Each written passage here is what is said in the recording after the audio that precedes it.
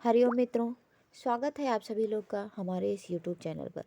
कैसे हैं आप सब लोग और कैसा चल रहा है आप सभी का अध्ययन। जैसा कि आप सभी को ज्ञात है, हम स्वप्नवासव दत्तम नामक नाट्य ग्रंथ का अध्यापन कर रहे हैं। इस नाट्य ग्रंथ के क्रम में हम तृतीय अंक समाप्त कर चुके हैं।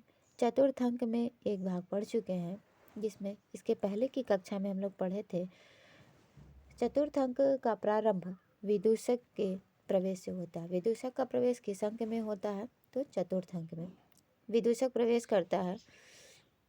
विदूषक जहाँ कहीं भी रहता है अपने खाने की पीने की ही बात करता है, अपनी ही बात करता है, अपने आनंद की बात करता है।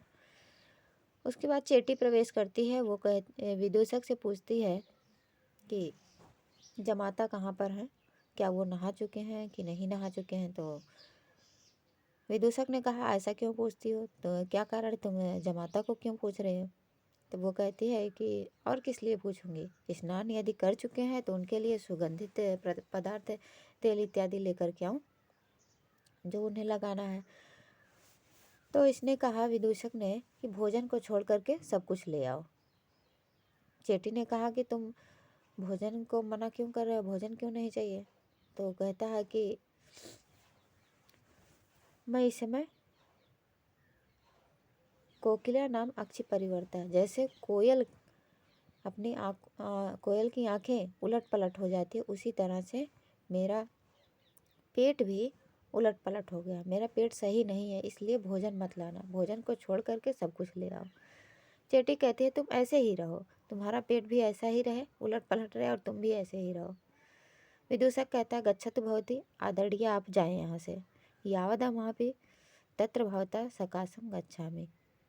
अब मैं भी महाराज के पास, आदरणीय आपके जमाता के पास जा रहा हूँ। निष्क्रांत हो, इतना कहकर दोनों निकल जाते हैं। आज की कक्षा में हम यहाँ से पढ़ेंगे प्रवेश कहा। ततः प्रविशति सपरिवारा पद्मावती। ततः माने उसके बाद, प्रविशति प्रवेश करती है, सपरिवारा पद्मावती, पद्मावती अपने परिवार के साथ, परिवार मतलब उसके सखी सहेली होंगी, सेवक सेविकाएं होंगी, उन सभी के साथ पद्मावती का प्रवेश होता है।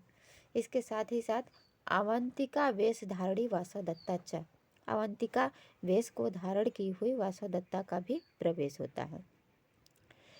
चेटी कहती है, किम निमित्तम भर्तृदारिका प्रमदवनम आगता।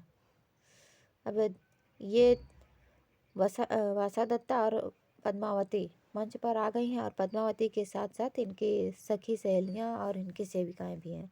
तो सेविकाओं में एक सेविका है चेटी। वो कहती है राजकुमारी से, पद्मावती से, अरे राजकुमारी पद्मावती, किस कारण आप प्रमद वन में आई हैं, आप प्रमद वन में क्यों आई हैं, क्या कारण है। पद्मावती कहती है, हला ऐसा कि ते तावत शेफालिका गुल्मका पश्यामि कुस्मिता व न वेति। ऐसा कि मैं इसलिए आई हूँ यहाँ इस प्रमद वन में, तावत माने तब तक, शेफालिका गुल्मका, ये हर श्रृंगार का पुष्प है, इसको मैं देखने के लिए आई हूँ। इस वन में इन फूलों को देखने के लिए आई हूँ कि कुस्मिता हुआ ना वेती, कि ये खिले हैं कि नहीं खिले हैं। जैसे हम लोग कोई फूल लगाते हैं, कोई पौधा लगाते हैं, तो उसको देखने के लिए चले जाते हैं, अभी वो बड़ा हुआ कि नहीं हुआ, हरा है कि सूख गया है, फूल आए कि नहीं आए हैं, फूल आए हैं तो खिले हैं कि नहीं खिले हैं, इन सबको हम देखने के लिए जाते हैं। तो इसी तरह से पद्मावती भी उस प्रमोद वन में आई हैं, किस लिए, शेफालिका गुल्मका को, जो हर श्रृंगार का फूल है, उसको देखने के लिए कि वो खिले हैं कि नहीं खिले हैं।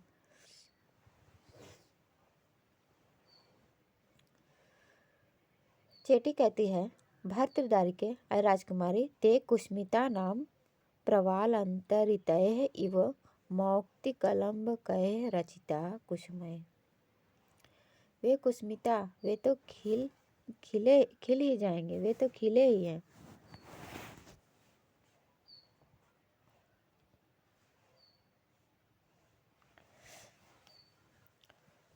कुस्मिता, वे खिले हैं, किसकी तरह, प्रवाल अंतरितय इव।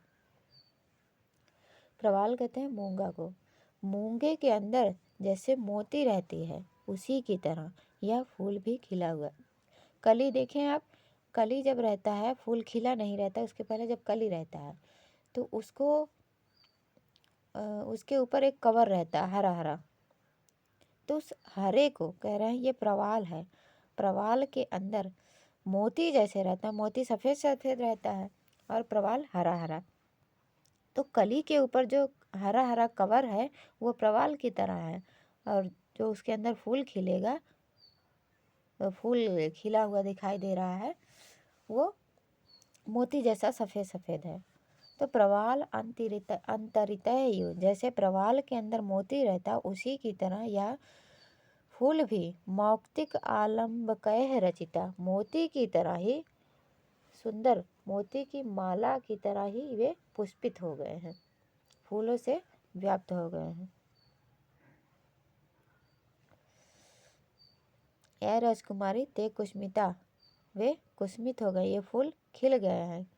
इसकी तरह प्रवाल अंतरितः इव, जैसे मूंगों के अंदर मोती रहता उसी की तरह मौक्तिक आलम्बकैः इव, मोती की तरह ही ये भी रचिता कुसुमय, सुंदर लग रहे हैं। पद्मावती कहती है हला यद्येवं किमिदानीं विलंब से, यदि ऐसा है तो फिर विलंब क्यों कर रही हो, अब क्यों देर करती हो।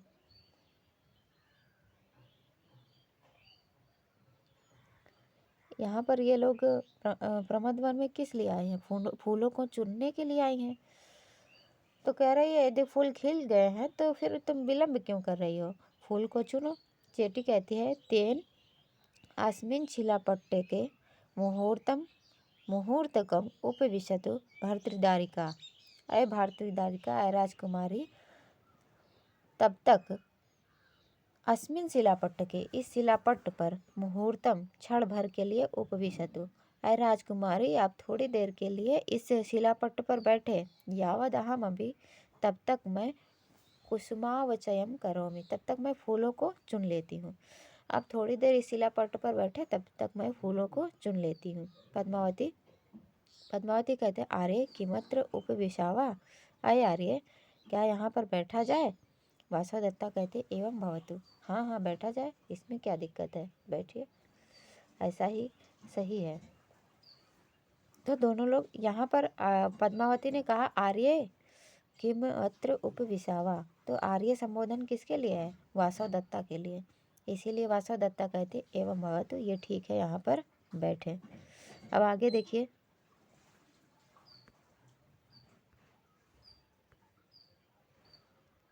उभे उपविशता, दोनों बैठ जाती हैं। तथा कृत्वा, चेटी तथा कृत्वा, उस प्रकार करके, वैसा करके, वो फूलों को तोड़ने जा रही थी, तो फूलों को तोड़ करके, पश्यतु पश्यतु भर्तृदारिका, अय राजकुमारी देखो देखो, अर्ध मनः शिलापट्टकः इव शेफालिका कुसुमय पूरितम में अंजलिम, देखो देखो, अब फूल उसने तोड़ लिया है, अपने अंजलि में भर लिया है, फूल अपने अंजलि में रख लिया है।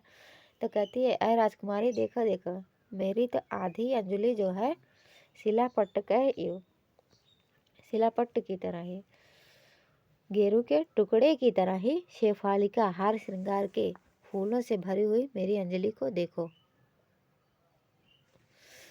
शिलापट्ट कहते हैं गेरू का टुकड़ा, अर्धमना, गेरू के टुकड़े की तरह, ये शेफालिका का पुष्प है, हर श्रृंगार का पुष्प है, इससे भरे हुए कुसुमितय, शेफालिका के पुष्पों से पूरितम माने भरे हुए मैं अंजलिम, मेरी अंजलि को देखो देखो, पश्यतु पश्यतु, देखे देखे, पद्मावती दृष्टवा, देख करके, अहो अरे विचित्रिता कुसुमानाम, पश्यतु पश्यतु आर्य, पद्मावती कहती है ये कुसुम तो विचित्र हैं, बहुत ही सुंदर हैं, विचित्र फूल, अहो फूलों की विचित्रता, आर्या देखो देखो, अरे आर्या, अवंतिका को कह रही है, आर्या अवंतिका देखो तो सही, ये फूल कितने विचित्र हैं, कितने सुंदर फूल हैं। वासवदत्ता कहती है अहो दर्शनीयता कुसुमा नाम, अरे फूल कितने दर्शनीय है, फूलों की छटा, वाह आह कितने सुंदर हैं। चेटी कहती है भर्तृधारिके किम भूयो अवचेष्यामि। चेटी कहे राजकुमारी क्या और फूल इकट्ठा करूं, भूया और अधिक, अवचेष्यामि चुनूं, क्या और अधिक फूल चुनूं। पद्मावती कहती हला माँ माँ भूयो औचित्य, बस बस अब मत चुनो, इतना बहुत है। भूया औचित्य माँ, और अधिक मत चुनो, और अधिक फूल इकट्ठा मत करो।